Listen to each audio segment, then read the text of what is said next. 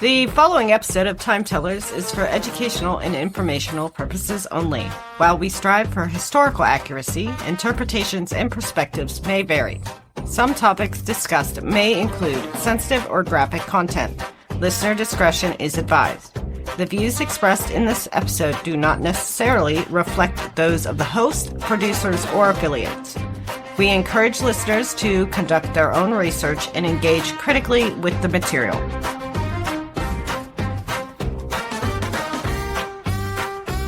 Imagine it is early morning in Chicago. The city is waking up around us. Buses hiss at corners, coffee shops unlock their doors. Trains rattle overhead, and the wind of Lake Michigan pushes through the buildings. Near the intersection of Adams Street and Michigan Avenue, a sign offers a simple instruction. Begin historic Route 66. And we are going west. West through Chicago traffic and Illinois farm country, across the Mississippi River into Missouri, through the hills, caves, and waterways of the Ozarks. Across 13 little miles of Kansas, into Oklahoma, where roadside folk art, oil towns, tribal communities, and black travel history all share the same highway. Then across the Texas Panhandle, where the horizon seems too wide to be real. That sounds like a vacation and a history class had a baby. Today, we are not merely talking about Route 66, we're driving it. And because this is Time Tellers, we are stopping for the famous places, the strange places, the nearly forgotten places, and the communities that depend on the steady sound of tires passing outside their doors. Route 66 stretched roughly 2,400 miles through 8 states, connecting Chicago with Los Angeles area. It carried commuters, truckers, migrants, soldiers, salespeople, vacationing families, and people searching for a better life.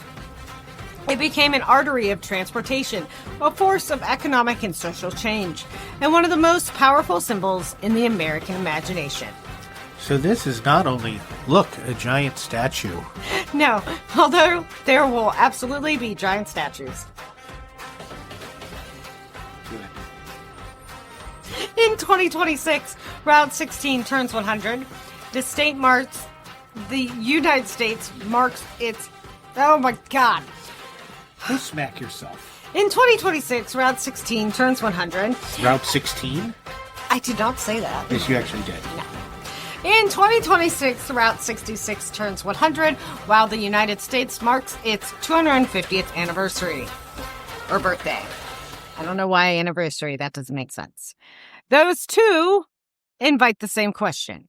What can a road reveal about the country that built it? A lot of Route 66 imagery begins in the desert. We picture red rock, empty pavement, flickering neon, abandoned gas pumps, and an endless western horizon. But the east to west journey begins in Chicago, Which immediately ruins the empty road fantasy. Route 66 begins in one of America's great cities, a place shaped by railroads, factories, stockyards, immigration, law, labor movement, architecture, blues music, and lakefront weather that can humble almost anyone. The traditional starting point is near Adams Street and Michigan Avenue in downtown Chicago. From there, the road heads southwest through the city into Cicero, Berwyn, Lyon, and McCook, before continuing towards Joliet. As made famous by the Blues Brothers. Mm-hmm. Sweet home, Chicago. The first section does not feel like a cinematic western. It feels like traffic lights, neighborhoods, industrial corridors, old storefronts, rail crossings, and commuter traffic. Route 66 was not created solely for tourists seeking adventure. It was a working road. It moved goods, labor, families, and commerce. Its romance came later. As Chicago loosens its grip, suburbs give way to small cities, farm towns, grain elevators, courthouse square, service stations, and long stretches of Illinois sky. The Illinois portion runs approximately 300 miles from Chicago to the Mississippi River. Along the way, the route passes through communities including Joliet, Wilmington, Pontiac, Bloomington, Normal, Lincoln, Springfield, Litchfield, Stoughton, and Mitchell. So Illinois gives us a smaller version of the entire trip. City streets, suburbs, industrial towns, farmland, a state capital, small businesses, and finally, a major river crossing. But first, we need to meet a giant green spaceman. In Wilmington, Illinois, we find one of Route 66's most recognizable figures. He is tall, he is green, he wears a space helmet, and he's holding a rocket. He's now holding a rocket because they had to make a new one, because people keep stealing it. As one naturally does in rural Illinois. Makes sense. The Gemini Giant is one of the most famous fiberglass figures, commonly called muffler men. The Gemini Giant is one of the most famous fiberglass figures, commonly called muffler men. These oversized advertising statues appeared across mid-century America, often standing outside restaurants, service stations, and automotive businesses. The Wilmington figure was associated with the Launching Pad Drive-In, which opened during the 1960s when America was fascinated by astronauts, rockets, and the race to the moon. His name refers to NASA's Project Gemini, the human spaceflight program that helped prepare the United States for the Apollo missions. The result is a perfect piece of Route 66 history. Roadside advertising, fast food, fiberglass spectacle, and space-age optimism combined into one enormous green figure. He is saying, eat here, we have hamburgers in the future. Businesses along Route 66 only had a few seconds to capture a driver's attention. A restaurant, motel, gas station, or souvenir shop competed with every other business down the road. Owners relied on neon, unusual architecture, clever signs, enormous statues, and promise of mystery. The Gemini Giant was a billboard with arms. Which sounds both effective and mildly threatening. In 2024, the Juliet Area Historical Museum acquired the figure to help preserve it, and the Gemini Giant was installed at a new location in Wilmington's South Island Park. That's accurate. That preservation effort matters. Route 66 history is unusually vulnerable. Signs rust, motels close, restaurants burn. Owners retire, roads are widened, businesses or buildings are demolished. You just didn't get into why they had to buy it. Tell us why they had to buy it. Well, because the couple that bought the diner with the Gemini Giant had issues, and it was part of a massive custody battle. That's actually what. That's 100% accurate. What? Okay.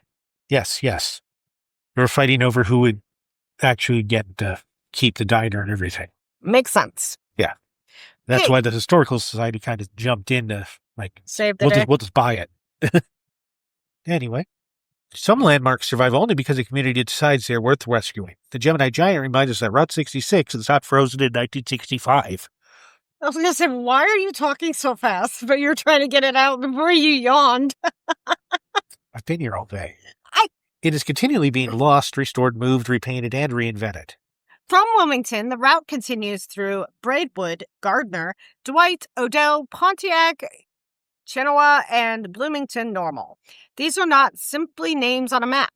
They are towns that the highway made visible. Pontiac has embraced the Route 66 identity through murals, museums, preserved buildings, and public art. Bloomington Normal returns us briefly to a larger urban area before the landscape opens again towards Lincoln and Springfield. Okay. It's not a race. I didn't think I was that. Reading it like an auctioneer. Okay, sorry. The further we travel from Chicago, the straighter the road feels. The land widens. Grain elevators rise over small towns like landmarks. Old service stations and railroad lines remain close to the highway. And soon, the name Lincoln begins appearing everywhere. We pass through Lincoln, Illinois, one of the only towns named for President Abraham Lincoln before he became president. Then we reach Springfield, the Illinois capital and the city most closely associated with Lincoln's adult life. Springfield could support an entire episode on its own. It connects Route 66 to Lincoln's home, his legal and political career, the Civil War, presidential memory, Illinois government, and a thriving roadside dining culture. So even on a road famous for odd attractions, we keep passing through places central to the national story. Route 66 contains the strange and the serious side by side. Leaving Springfield, we continue through towns such as Litchfield, Staunton, Hamel, Mitchell, and Madison. And the land begins guiding us towards one of the great geographic thresholds of the journey, the Mississippi River. The Oh, miss. Yeah. Providing... No, go ahead. I'm sorry. I was agreeing with you. No, you can. Dad, You what can. river is this? Ah, that's the Mississippi, the mighty Mississippi. The old miss, the old man. The Mississippi has always been more than a body of water in American history. It has served as a transportation route, commercial artery, military objective, ecological system, and symbolic dividing line between East and West. It has also flowed through indigenous homelands long before the United States claimed the river as part of its own national story. For Route 66 travelers, the Mississippi marked the first great crossing of the westward journey, and for many years they crossed it on a bridge with a surprising turn. The Chain of Rocks Bridge crosses the Mississippi River north of downtown St. Louis. Today, pedestrians and cyclists use the bridge, but it once carried Route 66 traffic between Illinois and Missouri. The bridge is famous for the bend near its center, often described as a turn of approximately 30 degrees. A turn in the middle of a bridge sounds like something drivers should be warned about several miles in advance. You would think. It certainly made the crossing memorable. Standing on the bridge today, visitors can feel the river wind, look towards St. Louis, and imagine the steady line of automobiles moving west. This is where Route 66 becomes a physical ceremony. Travelers leave Illinois behind, cross one of the continent's defining rivers, and enter Missouri. The literal gateway to the west. The nickname for St. Louis, which has long used that title. Route 66 allows motorists to experience the phrase in motion. After crossing into Missouri, Route 66 moves through the St. Louis region before turning southwest. Depending on the historic alignment, travelers pass through or near communities including Webster Groves, Kirkwood, Times Beach, Eureka, Pacific, Gray Summit, Villa Ridge, Stanton, Cuba, Rolla, Lebanon, and Springfield. The landscape changes noticeably. Illinois farmland gives way to wooded hills, valleys, winding roads, creeks, and river crossings. Older routes, including trails associated with the indigenous nations in the Old Wire Road, help shape portions of what later became Route 66. So the road did not appear in empty land. No road ever does. But it votes. That empty land, definitely. Route 66 was laid over older paths of travel, trade, migration, displacement, communication, and conflict. By the time motorists arrived, people had been crossing these landscapes for centuries. Missouri is one of the most atmospheric stretches of Route 66. The road climbs and falls through the Ozarks. It curves around hills, follows valleys, and crosses waterways such as the Miramec and Gasconde rivers. Early automobile travel depended heavily on bridges and weather. A flooded creek, a damaged bridge, a muddy road, or a winter storm can turn a routine trip into a serious problem. This is where the drive starts to feel less like a straight highway and more like an adventure. And Missouri also gives us one of Route 66's most heavily advertised attractions. Near Stanton, about 60 miles southwest of St. Louis, lies Miramec Caverns. The cave system became one of the great roadside attractions of Route 66. Its appeal combined genuine geology with tourism, spectacle, folklore, and relentless advertising. Lester Dill acquired the property during the 1930s and developed it into a major tourist destination as automobile travel increased. Travelers encountered painted signs for the caverns long before they arrived. Barn roofs walls advertised the attraction across the region. Each sign helped build anticipation. So by the time a family reached the cave, they'd already been marketed for several hours. It was suspenseful advertising. The signs promised darkness, underground rooms, strange formation, and adventure beneath the Ozarks. Miramec Caverns also became associated with stories about the outlaw Jesse James, who was said to have used the caves as a hideout. The historical evidence behind some of these claims has been debated, but the legend became part of the attraction. The cave is real, the geology is real, the outlaw story may have become more useful with every billboard. That's a good way to put it. Route 66 often blurred the lines between documented history, local folklore, and effective salesmanship. The road did not simply transport people through America. It sold them stories about America. From Stanton, the road continues towards Cuba, known today for its murals, and then to Rolla, where Ozarks scenery meets the energy of a college town. We move through Lebanon and towards Springfield, Missouri. Springfield holds a special place in Route 66 history because of its association with the highway's name. In 1926, businesses and civic leaders promoted the number 66 for the proposed route between Chicago and Los Angeles. The city continues to celebrate that connection and was selected to host major centennial events in 2026. From Springfield, we continue west through communities such as Halton, Carthage, and Joplin. And almost before we realize it, we enter Kansas. Kansas receives only about 13 or 14 miles of Route 66, depending on how the historic alignment is measured. Ooh, we could do a whole episode on all the alignments. Hint, hint. You could miss the whole state while changing the radio station. You could, but you should not. The Kansas section passes through the southeastern corner of the state, including Galena, Riverton, and Baxter Springs. It is a short stretch filled with the mining history, preserved bridges, service stations, and modern Route 66 pop culture.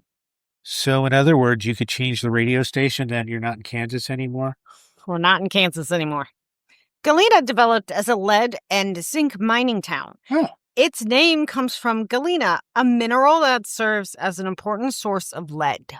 Long before modern visitors came looking for Route 66 souvenirs, Galena was a working industrial community shaped by mining labor, economic booms, environmental damage, and eventual decline. Today, many travelers associate the town with cars on the route. A restored former Canotex service station featuring old vehicles and Route 66 memorabilia. A rusty tow truck in Galena helped contribute to the roadside imagery that inspired characters in Pixar's Cars. Did you really think we were going to talk about Route 66 and not talk about cars? You have to Disneyfy everything. So an old industrial vehicle became an animated movie star. In a way, yes. But also, if Disney sues us, that's some PR. Galena shows how Route 66 can transform rust and decline it into nostalgia. But we should remember what existed before the nostalgia. These were not communities built as movie sets. Gasp. They were, right? They were mining towns. You mean they were real? Yes. Railroad towns, farm towns, bunch of towns, oil towns, where people worked difficult jobs and depended on regional industries. Like tree pushing? Sure. The Route 66 revival helped make many of them visible again, but the polished souvenir version is only one layer of the story. North of Baxter Springs stands the Brush Creek Bridge, better known as the Rainbow Bridge. Its curved concrete form is a surviving example of a marsh rainbow arch bridge. Other similar bridges along the Kansas section were dismantled, leaving this one as a rare reminder of early highway engineering. It looks decorative, but it was doing essential work. It was an essential worker. Did not get to stay home during COVID. Nope. They had to stay there so people could leave their home when they weren't supposed to buy stuff they didn't need. Route 66 is remembered for neon signs and diners, but its bridges are equally important. Without bridges, a highway is simply a series of roads interrupted by water. Do you like that one? No. Okay. The Rainbow Bridge That one was shows horrible. us the bones of the old route. I was trying to post your post. Sorry. The infrastructure that made long-distance automobile travel possible. After Baxter Springs, Kansas ends almost as quickly as it began. We cross into Oklahoma, and Oklahoma gives us more drivable miles of old Route 66 than any other state. Oklahoma is central to the Route 66 story. The road passes through or near Commerce, Miami, Afton, Veneta, Chelsea, Foyle, Claremore, Catoosa, Tulsa, Sapulpa, Bristow, Stroud, Chandler, Arcadia, Oklahoma City, El Reno, Weatherford, Clinton, Elk City, and Sayre. It moves through tribal lands, agricultural communities, former mining centers, oil towns, railroad corridors, and growing cities. Oklahoma is also closely connected to Cyrus Avery, the Tulsa businessman often called the father of Route 66. Avery promoted the creation of a major highway linking Chicago with the Southwest and California. He helped shape the road's identity and advocated for the number 66. And Oklahoma seems to specialize in things built by people who looked at space and said, this needs something enormous and strange. That's what she said. That's one way to describe it. Oh, I thought you said that's what, not that's one. I thought you took my line. Oklahoma's roadside landscape contains some of Route 66's finest handmade attractions. But the state also offers one of the most important reminders. Not everyone experienced the highway the same way. First, the folk art. A few miles away, a few miles from Route 66, near Foyle, is Ed Galloway's Totem Pole Park. Built between 1937 and 1961, the site contains large, brightly decorated concrete and stone structures, reinforced with steel and wood. The park is one of Oklahoma's oldest and largest folk art environments. So it was not designed by a corporation or a tourism board. Oh, that was your line. Just keep going. So we can recognize the artistic achievement without pretending the cultural context is simple. That is not your line. Oh, I went too far. So it was not designed by a corporation or tourism board. It emerged from one person's long-term creative vision. That handmade quality is central to its appeal. The park feels personal, eccentric, and difficult to classify. But the name and imagery also requires some context. Galloway was not native, yet he used native-inspired forms and symbols. Like many roadside attractions of the era, the park reflects a time when indigenous imagery was often romanticized, borrowed, commercialized, or detached from the cultures that created it. So we can recognize the artistic achievement without pretending the cultural context is simple. Route 66 preservation works best when it preserves the whole story, not merely the most comfortable parts. From Foyle, we continue towards Claremore and Catoosa. Oklahoma may surprise travelers expecting nothing but dry plains. The eastern section includes trees, creeks, pastures, and gently rolling land. Then near Catoosa, we encounter one of the most beloved objects on the entire road, a giant smiling blue whale. The blue whale sits beside a pond on Route 66 in Catoosa. Hugh Davis began building it during the early 1970s as a gift for his wife, Zelta, and as a place for family recreation. It eventually became a public swimming hole and roadside attraction, complete with slides and diving platforms. A whale in landlocked Oklahoma is already good. A whale built as a romantic gift is even better. It is strangely sweet. The blue whale represents the playful, homemade side of Route 66. It was not a grand monument to government, war, or national achievement. It was simply an unusual structure that made people happy enough to stop their cars. The attraction grew into what the National Park Service has described as an automobile-scale folk art, something designed to be noticed from the road. Because a normal-sized whale would have been too easy to miss. Precisely. Wait a second. Didn't we just do the episode on whale hunting in, that was Nebraska, not Oklahoma, but still. Way to know your landlocked state whale laws. From Catoosa, Route 66 carries us into Tulsa. Tulsa's history includes oil wealth, striking Art Deco architecture, Cyrus Avery's road-building legacy, and the history of Black Wall Street and the 1921 Tulsa Race Massacre. Did we do an episode on that? I don't remember. We have not yet, but we should. Oh, okay. Definitely. The city represents both the promise... Nope. Oh, yes. Sorry. Dan is correct. He'll never hear me say that again. But I'll hear it whenever I want because I can put that on a loop whenever I want. Oh, great. The city represents both the promise and the violence of 20th century American growth. Moving west, we pass through Sapulpa, Bristow, Stroud, and Chandler. In Arcadia, the Round Barn stands as another Route 66 landmark. At the same time, The modern Pops attraction uses an enormous soda bottle and hundreds of soft drink varieties to continue the tradition of making motorists stop through a spectacle. Then the route enters Oklahoma City before opening into the western part of the state. But before we leave the Oklahoma section, we need to visit a site that changes the meaning of the phrase freedom of the open road. About 3 miles east of Luther, Oklahoma, at Old Route 6 and Pottawatomie Road, stands the Threat Filling Station. The station served African Americans travelers during the era of segregation. This is where the romantic version of Route 66 becomes more complicated, as romance does. It's a requirement. It's also why Dan doesn't like romance. For many... I was going to poke your violin. Don't touch me. He's referring to my tattoo. No, I was referring to the real violin. For many white travelers, the highway represented freedom, adventure, and spontaneous travel. A family could get into a car, follow the map, and decide where to eat or sleep along the way.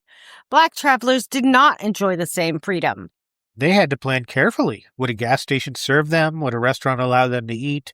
Would a motel rent them a room? Could they safely stop after dark? You still can't do that in the South. Would they face humiliation, violence, or arrest in a sundown town? The Threat Filling Station provided fuel and assistance to black motorists traveling Route 66. That made it more than a business. It was part of a network of survival. So gasoline itself became connected to civil rights. Yes, it did. Mobility means little if travelers cannot safely access the services that enable it. This is why the story of Route 66 cannot be reduced to convertibles, diners, and cheerful motel signs. The same road could represent freedom to one person and danger to another. The Threat Station belongs to a broader history that includes the Negro Motorist Green Book and other travel guides that helped Black Americans locate safer businesses and accommodations. And yes, that is a title to a book. There's Not- nothing that says there's nothing wrong with the word Negro. Well, nobody listening can see that, but it's in italics, which means it's a title of a book. I'm just saying. I mean, I'm just saying. although that'd be something fun to hunt down on eBay to just have that collection of random books. Right. That would be. I'm sure you can find it. It really wouldn't surprise me if there's a copy somewhere in this building. That also wouldn't surprise me. We will explore that history more fully elsewhere. But here, it is important to recognize that the Mother Road did not treat all of its travelers equally. West of Oklahoma City, towns began to spread farther apart. We pass Yukon, El Reno, Weatherford, Clinton, Elk City, and Sayre. The land grows drier, the sky grows wider. I'm not sure how it does that, but it seems to. Trees become less dominant, and the horizon begins to take over. We are leaving the greener eastern part of Oklahoma and approaching the Texas Panhandle. This is where distance stops being an abstract measurement. It becomes something you can see. The Texas portion of Route 66 is shorter than Oklahoma's. Who cares about Texas? And he says that because I was born in Texas. We've discussed this.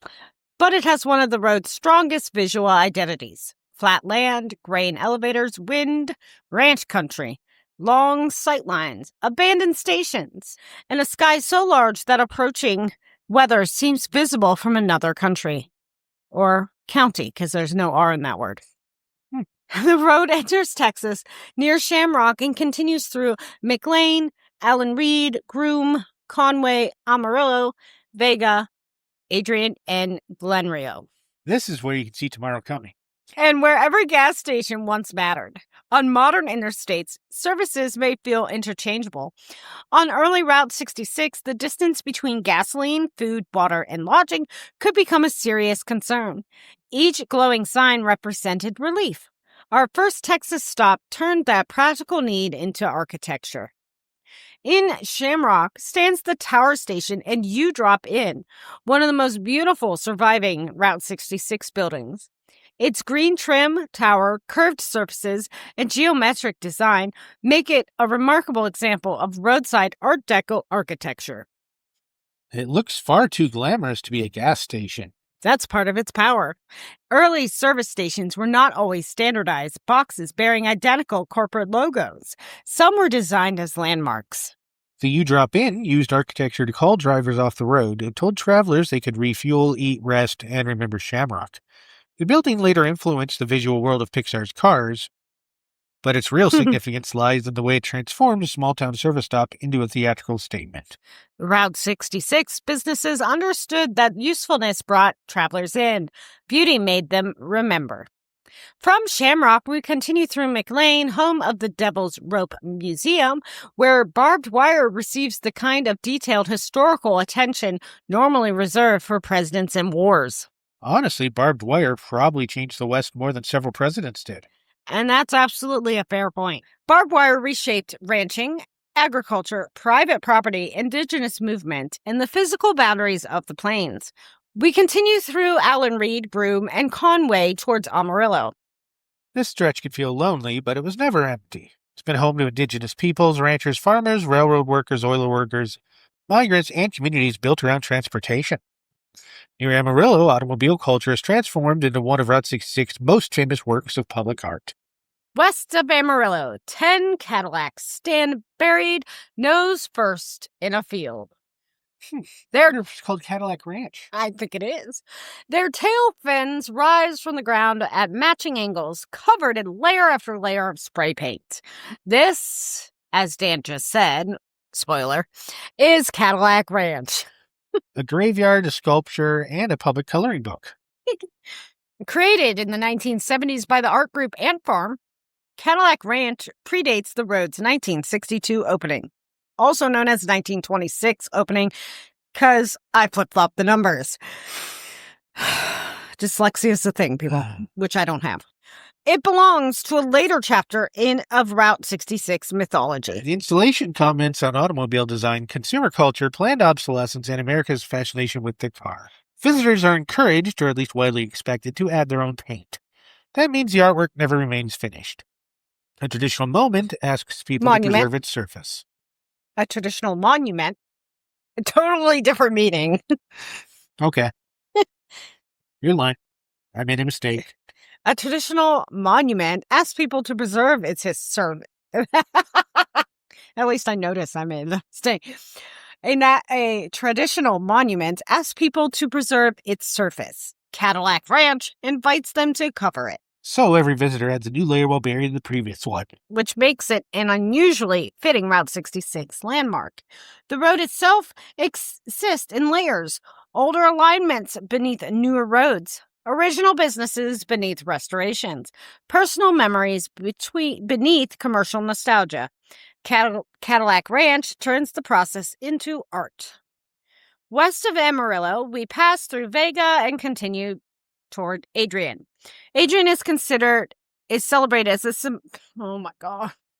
Adrian is celebrated as the symbolic midpoint of Route 66. The Midpoint Cafe marks the place where travelers are approximately 1,139 miles from Chicago and 1,139 miles from Los Angeles. A midpoint is psychologically powerful.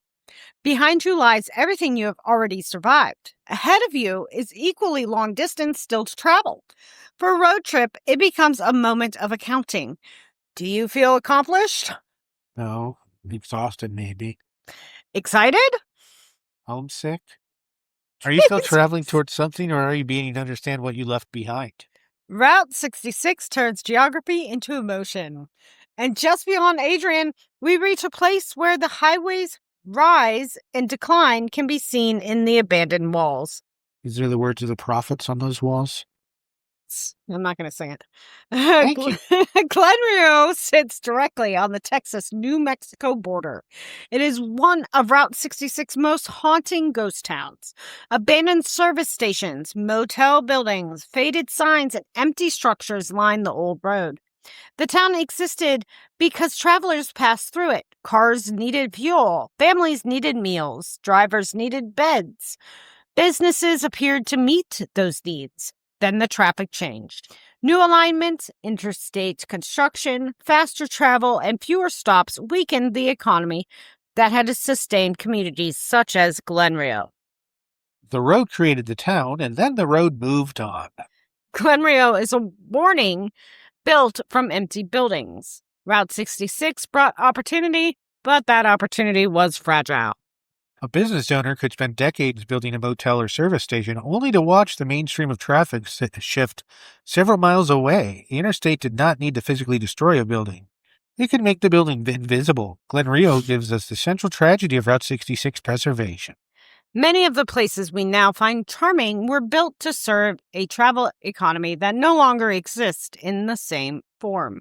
When the motorists disappeared, so did jobs, customers, tax revenue, and sometimes entire communities. But people still come to see what remains. They do. And that creates its own contradiction. We're drawn to the ruins created by economic decline. We photograph abandoned buildings because they feel atmospheric. We admire peeling paint and broken signs because they seem authentic. But for the people who lived here, abandonment was not an aesthetic. It was a loss. At Glen Rio, we have crossed more than just a state line. We have reached the dividing part of our journey. Behind us are the crowded streets of Chicago, Illinois farmland, Lincoln, Springfield, the Mississippi River, the hills and caves of Missouri, Kansas, Oklahoma folk art, oil towns, and black travel history. The enormous horizon of the Texas Panhandle. We have met a giant green spaceman, crossed a bridge that bends over the Mississippi, descended into the legend of Miramec Caverns, stood beneath a rare rainbow arch, visited a giant blue whale, considered the unequal freedom of the open road, and watched automobiles become art in an Amarillo field. And we've only reached the midpoint. Almost. But Glen Rio feels like more than a halfway marker. It feels like the edge between two visual worlds. To the east lies cities, farms, wooded hills, oil towns, and places that carried us here. And plains that carried us here. To the west, Route 66 changes. The land rises, the colors deepen. The road enters a world of mesas, pueblos, lava fields, railroad towns, neon motels, petrified forest, high desert, mountain passes, and Mojave heat. So part 2 is where the postcard version of Route 66 finally appears an hour and 3 minutes later. Wow. Well, there's a lot to be taken out of this. In New Mexico, we will confront the way tourism packaged the Southwest for outsiders. In Arizona, we will travel through landscapes shaped in deep geological time, indigenous history, railroad expansion, mining, and roadside advertising. We will cross the Black Mountains on one of the most dramatic surviving alignments of the old road. Then, California will make us cross the Mojave Desert and the Cajun Pass before we finally reach Los Angeles and the Pacific.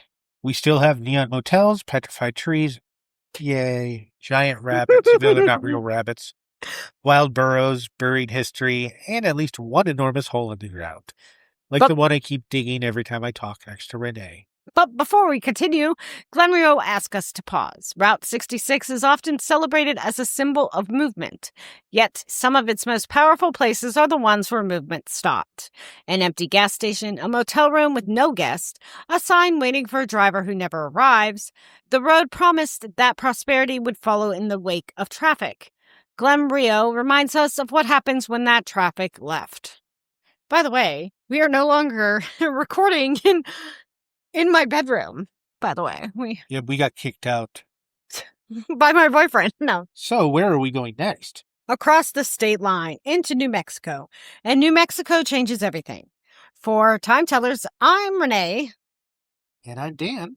Join us in part 2, where we drive from the mesas and the neons of New Mexico, across Arizona's high desert and Black Mountains, through California's Mojave, and all the way to the Pacific Ocean. Until then, keep your eyes on the road and your curiosity on what is waiting beyond the next sign. Bye! Yay! Hey, you were mean to me. No more so than I thought usual. that was a decent episode. I don't know why never said it wasn't. It was only 25